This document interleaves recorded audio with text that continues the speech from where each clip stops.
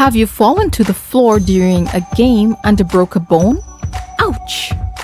Well, believe it or not, an amazing fact is that bones can heal themselves. But how do bones do this?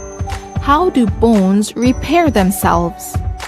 Firstly, when a bone breaks, blood clots around the broken part and kills germs around the bone.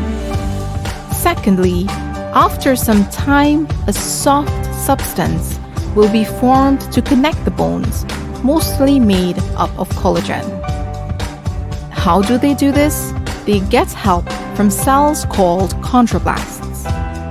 Later, other cells help out to make the bone hard and add minerals too. Once this is done, any extra bone is broken down and the bone returns to its original shape. The time it takes for repair depends on many conditions, including where the break occurred and the age of the individual.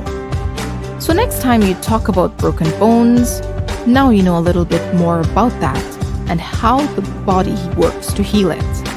Don't forget, hit the like and subscribe buttons for more videos like this.